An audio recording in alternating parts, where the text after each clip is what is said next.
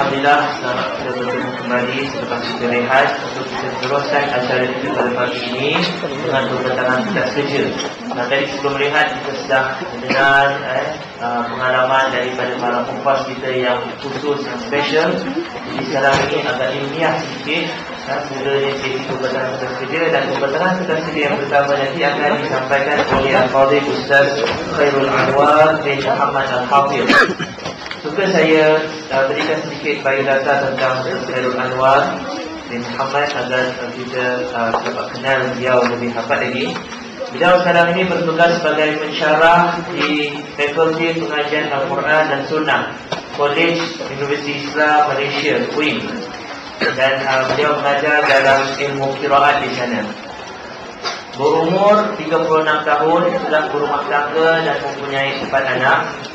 Menghafal Al-Quran dari tahun 86 hingga 89 di Mahat Tahfiz Negeri Terengganu, kerana beliau berasal dari Terengganu. Kemudian pada tahun 90 hingga 94 beliau melanjutkan pelajarannya di Universiti Islam Madinah di dalam kuliah Al-Quran dan Dirasat Islamiyah, seperti Al-Quran dan pengajian Islam. Selesai daripada pengajian tersebut, beliau pulang dan menjadi guru tahfiz Al-Quran di Mahat Tahfiz Negeri Terengganu. Tempat beliau menghafal Al-Quran selama 7 tahun, 95 hingga 2002.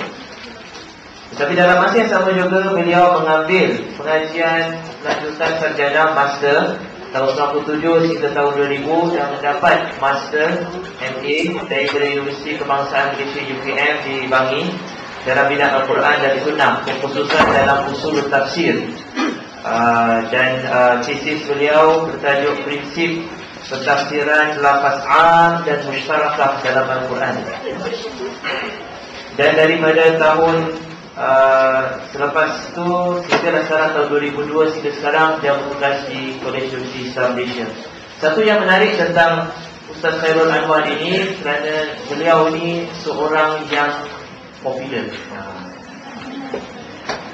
Biasa kalau saya di sini untuk orang yang bidang Al-Quran lah. Siapa yang biasa tengok Musabaqah Tahfiz Al-Quran peringkat nasional di Malaysia, kenal lah Ustaz Khairul Anwar ini. Selalu di barisan hadapan Hakim Mudabik yang pertama sekali tegur lah sekarang.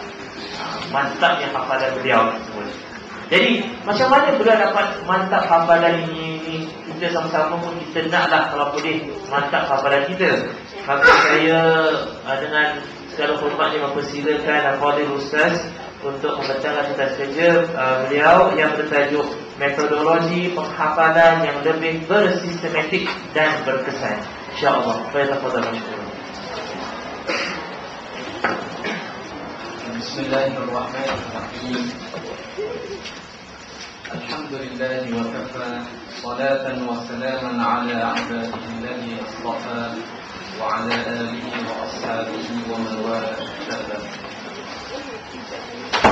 Amma ba'd. Allahumma la sahla illa ma ja'altahu sahla wa anta taj'alul hazana was-sa'ba sahlan idha shi'ta. Allahumma alhimna washdana wa a'idna min sharri anfusina. Assalamualaikum warahmatullahi wabarakatuh. Yang saya muliakan Akhun Al-Fadhil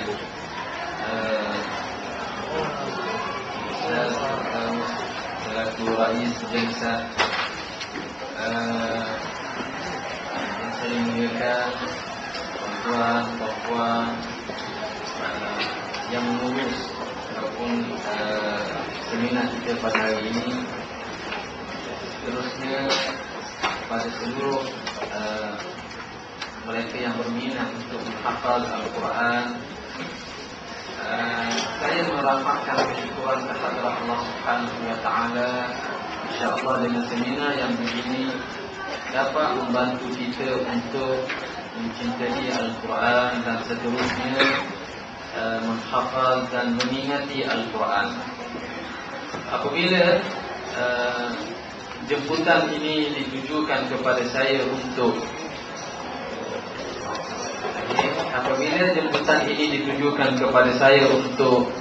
membentang satu kertas kerja berkaitan dengan Al-Quran, saya merasa gembira lah, kerana tajuk ini bersesuaian dengan bidang yang saya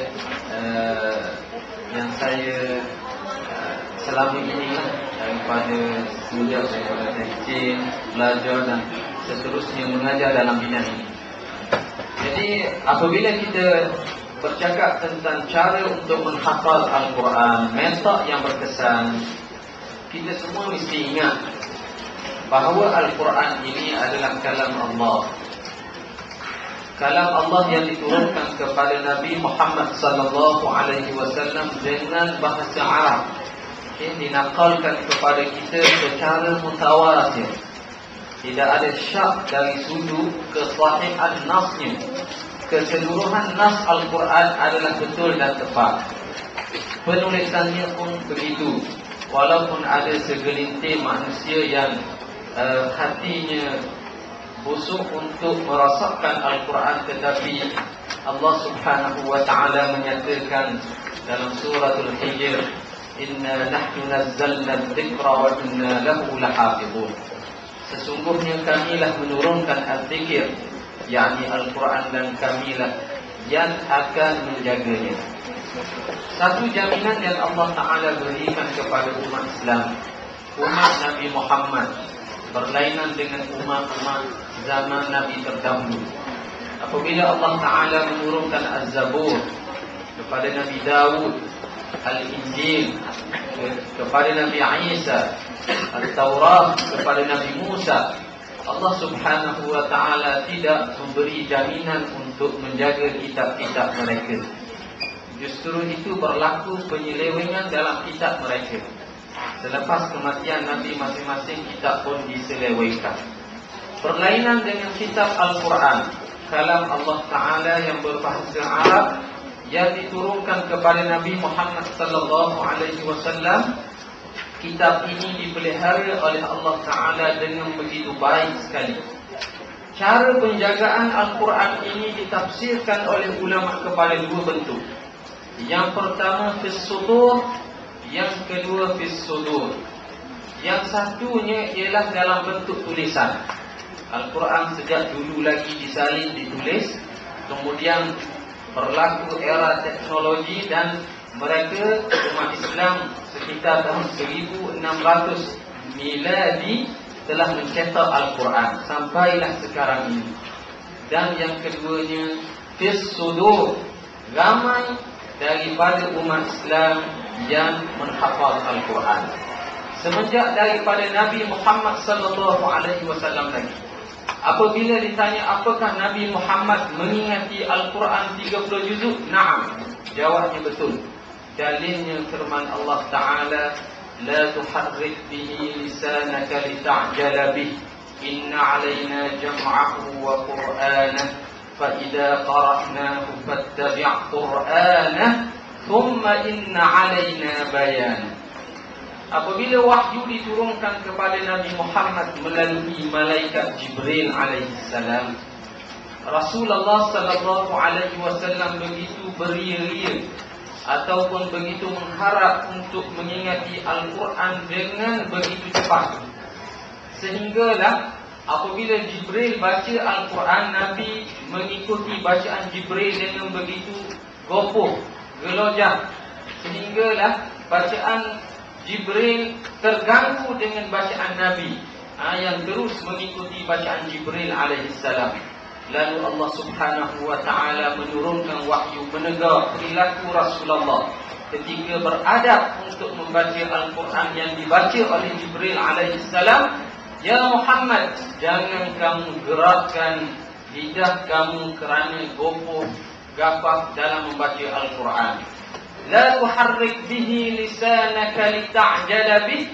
Lalu jaminan Allah Ta'ala, Inna alayna jam'ahu wa qur'anah, sesungguhnya kamilah bertanggungjawab mengumpulkan Al-Quran di dalam dada kamu. Kamu mengingati Al-Quran di bawah kekuasaan kami, dan kemudian kami akan juga memberi kefahaman kepada kamu tentang Al-Quran. Ayat ini dalam suratul Qiyamah, tuan-tuan, puan-puan yang dirahmati Allah sekalian, menunjukkan bahawa Al-Quran, Rasulullah sallallahu alaihi wasallam mengingati Al-Quran 30 juzuk. Dan sifat Rasulullah ini mengingati Al-Quran.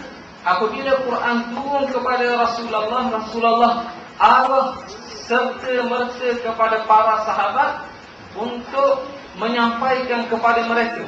Sebahagian mereka menulis, sebahagian mereka membaca, menghafal. Ini berlaku. Satu kisah berlaku dalam bab penulisan Al-Quran, ketika mana Rasulullah sallallahu alaihi wasallam meminta Muawiyah bin Abi Sufyan radhiyallahu anhu untuk menulis Al-Quran. Muawiyah bin Abi Sufyan adalah salah seorang penulis wahyu, ataupun bahasa Arab dipanggil Kutabul Wahyi, katibun min Kutabil Wahyi.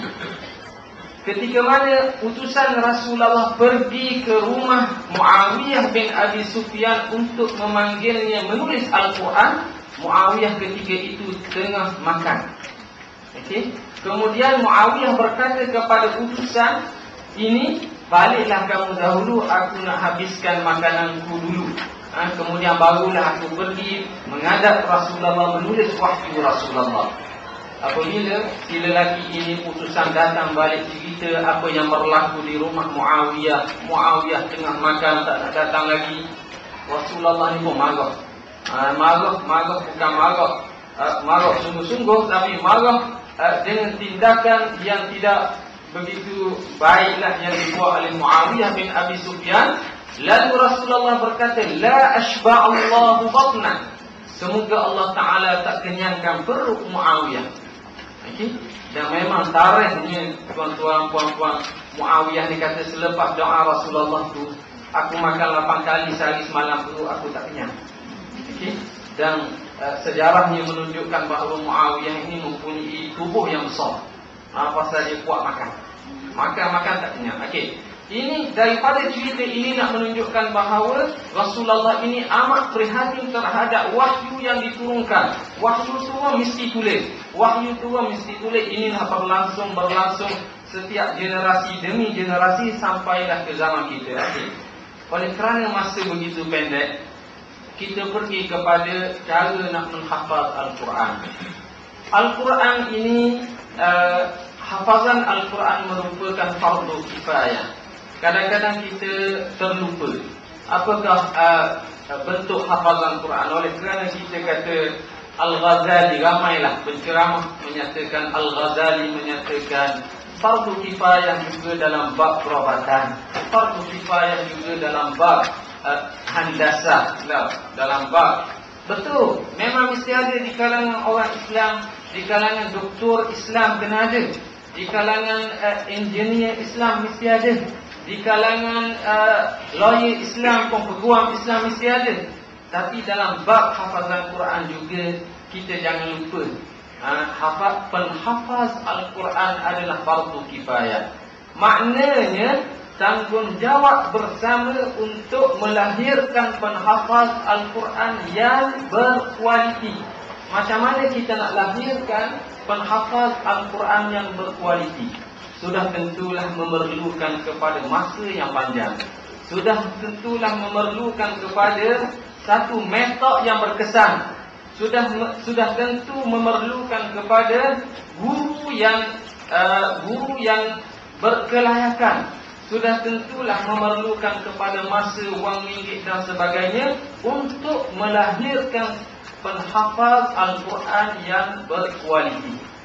Al-Quran ini, kalau kita tengok kepada penurunan dia, tuan-tuan sekalian, kita tak hidup pada zaman Rasulullah. 1400 tahun lalu kita tak pernah hidup zaman itu. Kita hidup zaman di mana Al-Quran telah siap. Al-Quran telah dicetak dengan begitu baik. Kita nak dapat Quran mudah kita boleh beli. 2 dewan ni pun kita boleh beli. Kat mana-mana kedai kita boleh beli. Semua telah tertulis dengan baik.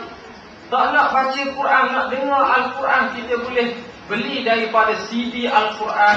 Boleh buka radio yang memasang bacaan Al-Quran. Boleh dengar kat mana-mana.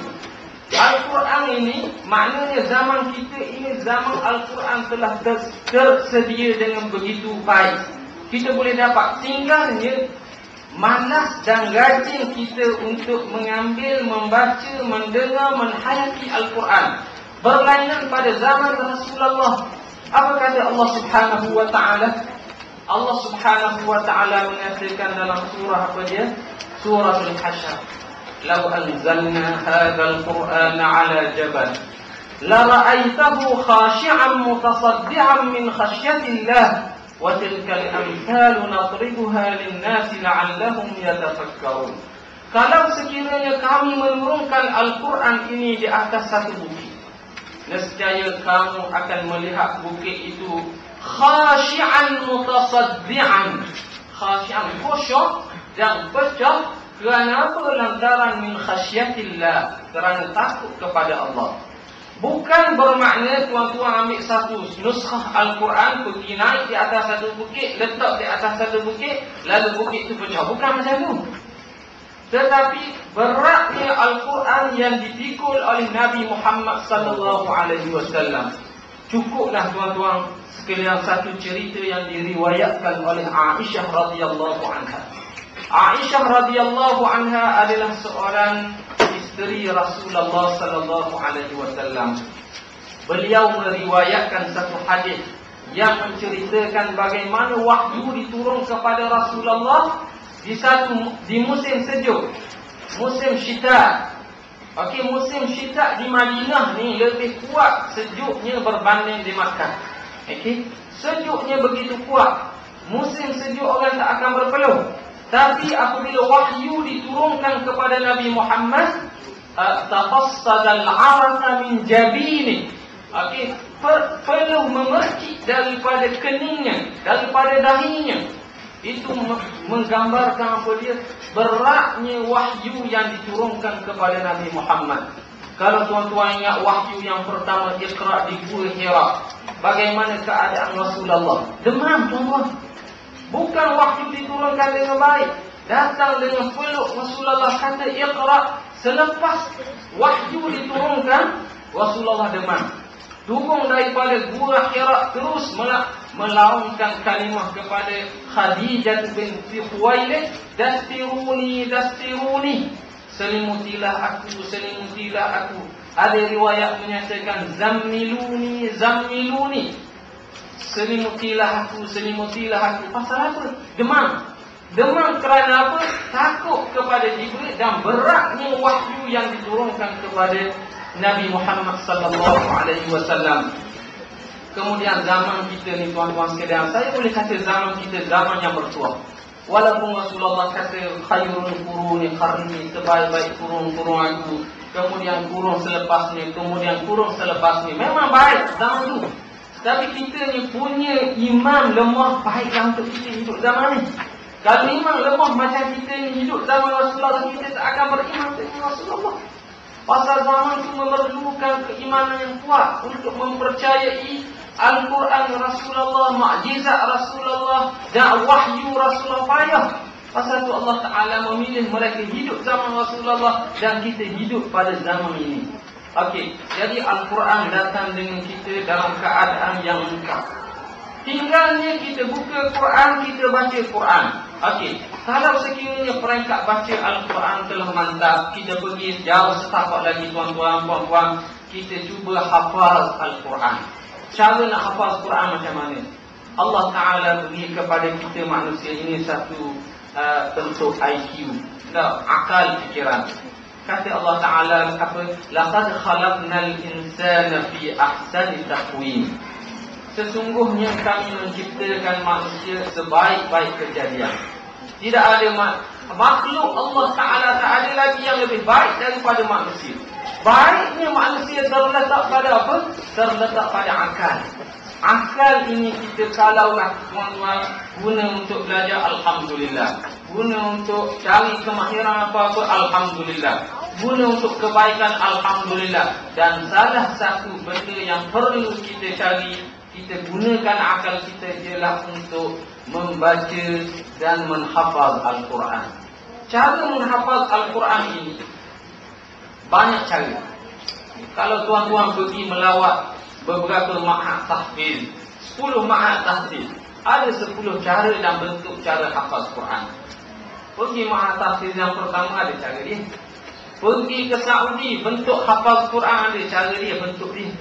Pergi ke Somalia dan pergi ke Mauritania. Mauritania dan Somalia ini negara yang, minta maaf dengan izin tuan-tuan, negara yang mundur. Tak, negara yang miskin. Negara yang tidak ada teknologi yang tinggi. Okey. Kawan saya daripada sana cerita, dia orang hafaz Quran dalam bentuk dengan kayu, dengan batu. Kepingan batu, yang batu yang lebar, mereka tulis dengan dengan kapur. Satu alat tulis, dia tulis ayat Al-Quran. Contohnya, tulis lan tanalul birra hatta tunfiqu mimma tuhibbun wa ma tunfiqu min syai'in fa innallaha bihi alim. Tulis di atas ayat, tak ada Quran, tulis kat situ saja. Guru baca, tulis. Kemudian mulalah hafaz Quran lan tanalul birra, baca sehingga ayat tersebut, lalu papan itu, batu itu dihapuskan tulisannya dan ditulis ayat kullu ta'ami kana hillan li bani Israil. Tulis tuan-tuan. Kemudian habis tulis, hafal lagi ayat kedua, kullu ta'ami kana hillan li bani Israil illa ma harrama Israil ala nafsihi min qabl an tunazzala at-Taurah. Ulang ingat, baca lagi ayat pertama digabungkan dengan ayat yang kedua. Okey. Tengok tuan-tuan sekalian, pasal apa mereka buat macam ni?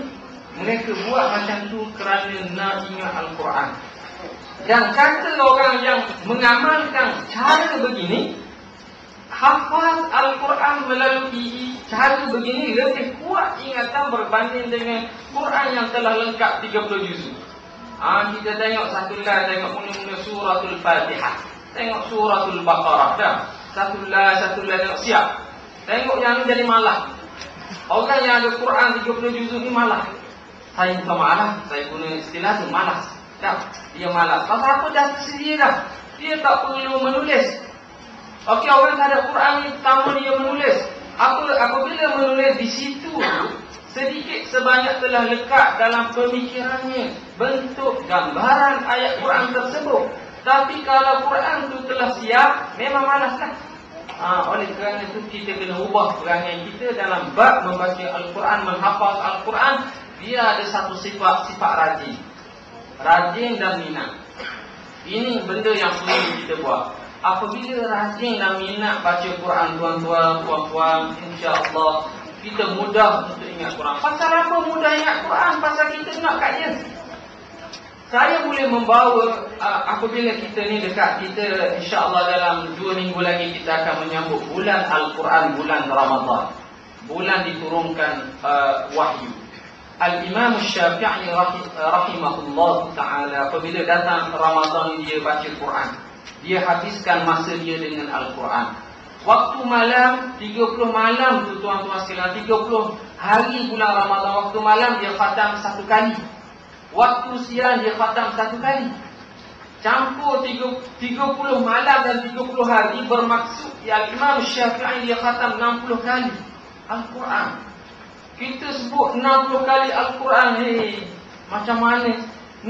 Yang kita khatam dulu masa kita berusia 12 tahun. Khatam kali kedua masa kita umur 50 tahun. Imam Syafi'i 60 kali 1 bulan. Macam mana cara dia buat? Kita pun persoalan. Masa mana dia makan, masa mana dia buang air, masa mana dia bersama bercakap, masa mana dia tidur, masa mana dia keluar ke pasar. Kita tanya macam-macam. IQ betul tak betul? Lepas tu kita kajilah dengan matematik yang kita ada. Saya mengikut perkiraan saya, matematik ilmu yang saya belajar, tak cukup masa untuk khatam. Ini salah. Kita ni macam tu lah perangai kita, tuan-tuan, puan-puan yang dirahmati Allah sekalian. Sebenarnya boleh berlaku pasal apa? Pasal Al-Imam Syafi'i ini buat suatu benda yang pelik. Bagaimana Allah Subhanahu wa ta'ala tak akan jadi sesuatu benda yang pelik kecuali orang itu buat benda yang pelik. Betul. Kata Ibnu Atha'illah As-Sakandari dalam kitab Al-Hikam, kaifa yakhruqu lakal awadid wa anta lam takhruq min nafsikal awadid. Bagaimana Allah Ta'ala nak buat kepada kamu benda yang pelik kalau kamu tidak melakukan perkara yang pelik? Minat Al-Imam Syafi'i kepada Quran begitu tinggi. hobi dia untuk membaca Al-Quran begitu tinggi. Apabila minat mengatasi segala-galanya, tuan-tuan sekalian, kita tengoklah, kita ubah sikit pandangan kita. Orang minat, saya tak tahu kat Singapura ni ada ayam seramu. Tahu ayam seramu? Macam yang tak tahu, kecil aja. Ayam seramu, istilah ayam seramu, izin saya istilahkan ayam seramu ni, tak kurang daripada, tak lebih daripada 500 gram. Dia punya kecil je. Dia tak boleh lebih daripada 500 gram. Kalau ayam seramu tu berat 1 kilo, tak panggil ayam seramu. Kecil saja. Harganya punyalah mahal, tuan-tuan. Mencecah ribuan ringgit. Ada RM3,000, ada RM4,000 yang baiklah. Orang yang minat RM5,000 bukan berat bagi dia. Dia boleh keluar dengan cepat. Okey, RM5,000 ambil. Orang yang tak minat, RM5,000 dia akan beli 5 ekor lembu. Okey? Beli lembu 5 ekor lebih baik. Beli kerbau 5 ekor lebih baik. Beli ayam kalau 1,000 berapa ramai ayam yang dia boleh beli. Itu percakapan orang yang tak minat ayam seramu. Orang minat ayam seramu dia tak kira. 5,000 biasa. Orang tak minat dia kata, tak betul. Orang yang minat ayam seramu ni pemikiran dia tak betul. Pasal apa? Pasal dia menghabiskan duit yang begitu tinggi untuk membeli seekor ayam yang berat dia kurang daripada 500 gram. Logik ke tak logik? Kalau mati ayam tu, tuan-tuan, habis 5,000. Habis 5,000 sekejap saja. Kalau sembelih ayam tu pun, buat gulai tu, satu mangkuk tak sempat. Tak ladang. Nak makan 2 orang tak boleh. Seorang makan lekat celah gigi orang dengan dia. Dia punya kecil. Itu pemikiran orang yang tak minat. Orang minat, dia minat, ya Rabbi, suka hatinya. Waktu yang panjang, masa dia habiskan 1 hari duk belek ayam tu, basuh dia, bagi makan 1 hari. Sekejap macam 1 jam. Okey, itu hobi, tuan-tuan sekalian. Imam Syafi'i begitu juga. Dia minat kepada Quran, dia belek Al-Quran, dia kaji Al-Quran, dia tengok. Waktu yang panjang tu dia sekejap je. 1 malam dia tak rasa 1 malam. Seronoknya dia bersama dengan Al-Quran. Jadi tuan-tuan sekalian, perkara yang pertama untuk kita ingat Quran, mesti kita minat kepada Al-Quran. Kalau kita ni ibu bapa, anak kita ada, kita niatkan dia untuk hafaz Quran, bagus, saya setuju. Tetapi kita kena ingat, tengok dia hafaz Quran, adakah dia berminat untuk menghafaz Quran? Kita boleh tarbiyah dia bagi pendidikan Al-Quran, bagi keseronokan dia dengan Al-Quran, sehinggalah timbul minat dia dengan Al-Quran. Apabila timbul minat dia dengan Al-Quran, dia tak akan payah. Dia akan baca juga, sehinggalah akhirnya dia mendapat boleh mengingati Al-Quran. Saya kata macam ni, pengalaman saya. Saya pernah berjumpa dengan seorang nelayan yang ingat 30 juzuk Al-Quran. Nelayan tapi ingat 30 juzuk, tuan-tuan. Tak, Terengganu sana kalau orang ingat 30 juzuk Quran, dia ada skim hafaz Quran dapat RM1,000 sebulan. Nelayan ni saya ceritalah, masing-masing boleh baca apa yang saya tulis kat dalam ini kaedah dia. Nelayan ni saya bercakap dengan dia sendiri. Pada mulanya saya dengar cerita saja ada seorang nelayan dapat skim hafaz Quran. Dia ingat 30 juzuk. Lastnya ditakdirkan oleh Allah Ta'ala, dia datang dengan saya berjumpa. Kemudian saya sempatlah tanya khabar dengan dia, cara dia hafaz Quran. Lelaki nelayan ni, orang yang tidak ada pendidikan yang tinggi. Dia tidak ada ijazah, dia tidak ada SPM, dia tidak adalah mengikut apa yang ada di Malaysia, tak ada. Oleh kerana itu dia kerja nelayan. Tapi punya hobi minat dia baca Quran. Apabila dia pergi menelayang ke laut, semasa melabuhkan pukat di laut, dia pun buka Quran, baca Quran. Dia tunggu kena ikan tu, nak angkat balik pukat, dia baca Quran. Sebulan sekali dia kata, Ustaz, saya mesti khatam Quran. Okey, sebulan sekali dia khatam Quran. Kemudian selepas puas bertahun-tahun kerja di laut, dia ubah kerja dia daripada menangkap ikan kepada menjual ikan. Dia pergi pagi lepas subuh, pergi ke pelabuhan, ambil ikan, letak atas motosikal, kemudian pergi jauh ke pendalaman jual ikan. Petang balik penat, malam tidur, besok macam tu pula, pagi petang, cukup sebulan dia tak faham Quran. Dia stay. Macam mana ni? Dulu aku boleh khatam Quran, sekarang aku tak boleh. Macam mana nak buatnya? Akhirnya dia kata saya pegang Al-Quran waktu malam tu, dia stay. Dulu aku boleh khatam Quran 30 juzuk setiap bulan, sekarang tak boleh. Kemudian dia duduk seorang-seorang tuan-tuan, puan-puan, dia buka Quran dengan keadaan sedih. Dia baca suratul Jumu'ah. Bismillahirrahmanirrahim.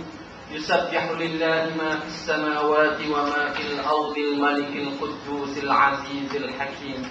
Huwa alladhi ba'atha fil ummiyina rasulan minhum yatlu 'alaihim ayati. Dia baca ayat demi ayat oleh kerana suratul Jumu'ah surah yang kimilialah, surah yang selalu imam-imam masih baca dan selalu dengar, lalu dia baca berulang kali dengan kehendak Allah Ta'ala, dia boleh ingat surah Jumu'ah dengan begitu cepat. Apabila ingat suratul Jumu'ah dengan cepat, tuan-tuan, dia beralih kepada suratul Munafiqun. Idza ja'akal munafiqun, sesudah suratul Jumu'ah. Surah Munafiqun juga di belakangnya imam selalu membaca. Ya ayyuhalladzina amanu anfiqu mimma razaqnakum min qabli an ya'tiya ahadakumul maut fayaqula rabbi laula akhartani ila ajalin qarib. Dia baca surah ni, baca boleh ingat juga dalam satu malam. Okey, kemudian dia mari seronok baca Quran, dia hafal satu surah demi satu surah demi satu surah sehingga habis ke juzuk 30, kemudian dia turun juzuk 28, juzuk 27, juzuk 26, turun sehinggalah sampai, kalau tak silap saya, sampai juzuk 15. Cukup juzuk 15, tuan-tuan, ni makan masa bertahun-tahun. Kemudian dia pergi ke pejabat agama Terengganu minta skim hafal Al-Quran. Kebetulan orang pejabat tu kata, Pak Cik ni hafal Quran macam mana? Dia kata saya hafal Quran daripada 15 sampai 30. Kerana di pejabat agama kata kita tak bagi yang hafal Quran kepada orang macam ni, kita bagi orang yang hafal daripada juzuk pertama ke atas. Jadi dia kata tak apa, balik dia hafal daripada bawah pula. Apabila hafal daripada bawah sehinggalah dia habis. Habis 15, kemudian 15 sampai 30. Okey, dia kata ustaz, sekarang ni saya punya seronok sangat hati saya. Pasal apa? Daripada pelabuhan saya ambilkan, saya pergi ke dalam kampung pedalaman. Setengah jam waktu perjalanan tu saya boleh khatam satu juzuk.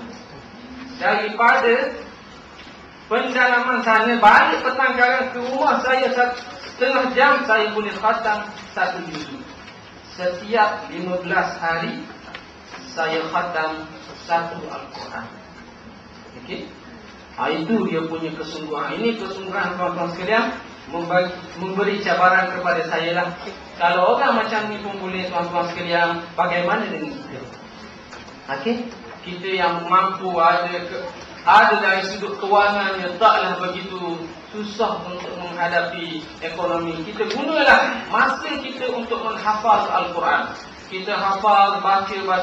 Yang paling penting dalam menghafal Al-Quran ini, kalau tuan-tuan sudah duduk dalam posisi menghafal Al-Quran, mestilah maintain bacaan Al-Quran.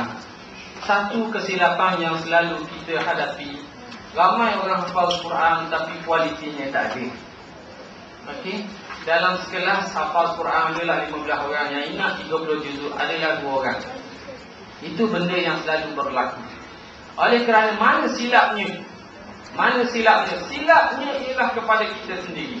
Saya boleh jadilah ada sedikit dekat gurunya kesilapan, tapi yang paling besar kesilapannya ialah kepada pelajar itu sendiri. Pelajar ni mestilah pandai manage ataupun menguruskan masa dan menguruskan hafalan Quran dia. Hafaz tu mula-mula menghadapi kesukaran dalam menghafal Quran. Bagaimana nak ingat Quran susah. Satu muka boleh jadi makan masa dalam 1 jam. Makin lama dia makin cepat, 45 minit.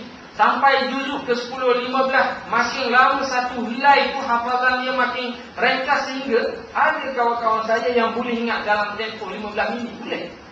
Pasal apa? Experience dah, pengalaman. Tapi yang payahnya ialah nak maintain ingatan daripada awal sampai habis tu. Okey, sampai satu peringkat hafazan menjadi mudah.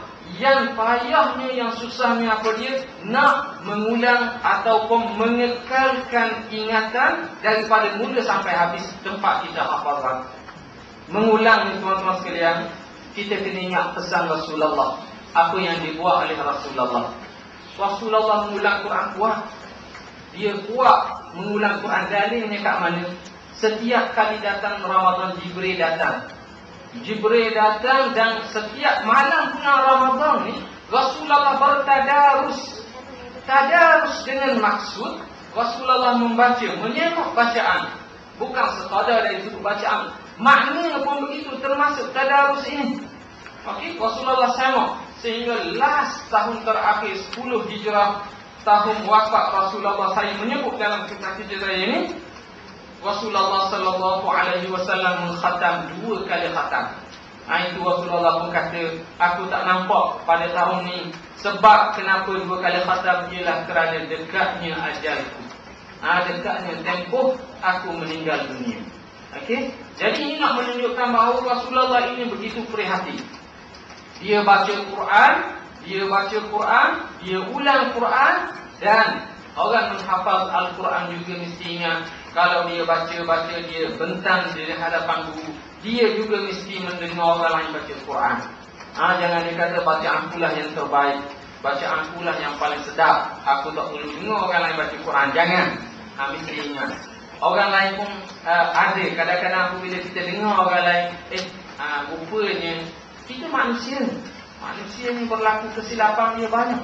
Kadang-kadang kita tak terperasan bahawa dalam bacaan kita ada kesilapan. Dari sudut barisnya tertinggal kalimahnya dan seumpamanya. Dan dengan mendengar orang lain baca Quran, boleh membantu dan menolong dalam bacaan kita. Jadi saya rasa itulah tuan-tuan sekalian, qadar yang boleh saya waktu yang terbatas ini tentang metod pembacaan Al-Quran. Saya rumuskan bahawa untuk mengingati Al-Quran 30 juzuk bukanlah begitu payah. Difirmankan oleh Allah Ta'ala, وَلَقَدْ يَسَّرْنَا الْقُرْآنَ لِلذِّكْرِ فَهَلْ مِن مُدَّكِرٍ, dalam surah Al-Qamar. Beberapa kali diulang ayat yang sama. Sesungguhnya kami memudahkan az-zikru untuk ingat. Jadi tidakkah kamu nak mengambil pengajaran? Okey, jadi di sini kita mestilah pandai menjaga masa untuk mengingati Al-Quran. Dan saya sudah dengan wabillahi taufiq wal hidayah. Wassalamualaikum warahmatullahi wabarakatuh. Wallahu ta'ala a'lam. Waalaikumsalam warahmatullahi wabarakatuh. Jazakumullah khairan jazak. Ucapkan kepada Al-Fadhil Ustaz Khairul Anwar Hafidh. Dan alhamdulillah kita telah mendapat, saya rasa, membakar semangat kita untuk menghafal Al-Quran dan menjaga hafalan kita. Mudah-mudahan apa yang telah kita bersama oleh Al-Fadhil Ustaz tadi dapat sama-sama kita menjadi bekalan kita dalam perjalanan kita menghafal dan juga mengenali Al-Quran dan menjaga Al-Quran, insya-Allah. Tuan-tuan dan puan-puan muslimin dan muslimat rahimakumullah, seperti biasa saya akan buka kepada tuan-tuan dan puan-puan untuk mengajukan soalan kepada pembentang peserta kita pada pagi ini. Cuma untuk menjaga masa, saya hanya benarkan 2 soalan sahaja. 2 soalan sahaja. Jadi saya gunakan yang pertama daripada Tuan Haji. Silakan.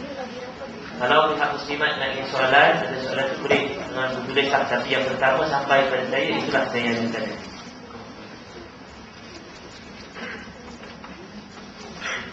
Assalamualaikum warahmatullahi wabarakatuh. Saya Iqbal, termasuk yang seorang penafiyal sekali lagi. Ini pengalaman saya. Kemudian dapat di dengan semua. Ada satu ketika saya mendengar syarah agama di radio. Kemudian Ustaz membaca ayat dan ada satu kalimat itu tertinggal. Jadi bagaimana kalau kita nak film masalah di tengahkan, kerana ini ayat Quran. Saya ingat ada satu kalimat tertinggal. Tadi cara diteruskan. Jadi macam mana? Terima kasih. Soalan yang kedua, kalau ada. Bismillahirrahmanirrahim. Assalamualaikum warahmatullahi wabarakatuh. Ustaz, saya ada 2 soalan di sini. Satu suara Satu suara. Tadi saya rangkum. Melalui bacaan saya dalam daripada seorang pakar motivasi, kaedah untuk mengingatkan kita dalam sesuatu pelajaran.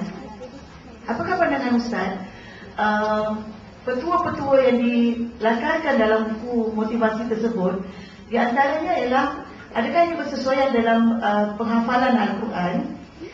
Jangan makan kepala ikan, jangan minum air yang termasuk semut, jangan melihat salib, ada salib. Kemudian jangan makan organ-organ dalaman binatang, ataupun jangan, di antara lain, jangan jalan di tepian kubur dan membaca nama-nama di kubur tu lah.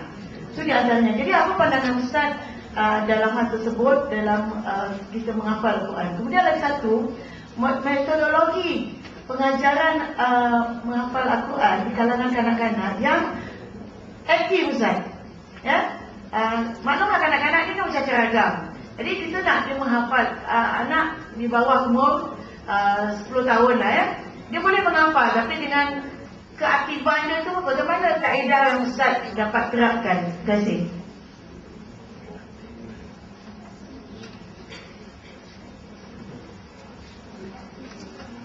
Terima kasih. Saya telah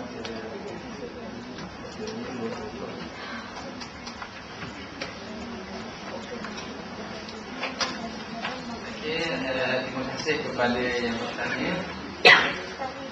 Respon saya kepada soalan yang pertama mengenai kesilapan membaca Al-Quran, baca Al-Quran silap, tertinggal kalimah. Kita tengok kepada ini, baguslah, maknanya yang bertanya begitu prihatin, walaupun tak menyatakan apa-apa ayat, mana ayat yang tertinggal, ayat apa yang dibaca, tapi boleh menyatakan bahawa si lelaki yang membaca Quran, penceramah ini telah berlaku silap dalam membaca Al-Quran. Ini memang jaminan yang Allah Ta'ala berikan. Kalau tuan-tuan pergi semayang kat Masjid Nabi lah, Madinah, okay? Semayang tarawih. Tarawih ni banyaklah orang, ramailah orang sembahyang di Madinah. Imam saja yang imam duduk di hadapan saf, kalau kita kira berapa ratus saf, satu saf demi satu saf, sehingga belakang sana berapa ratus saf, luasnya Masjid Madinah. Kalau tuan-tuan semayang kat belakang sekali, kita katalah saf yang ke-100, tiba-tiba imam di hadapan sana baca silap Al-Quran, punyalah kecohnya masing-masing tegur bacaan imam. Saf yang ke-100 pun tegur, tuan-tuan sekalian.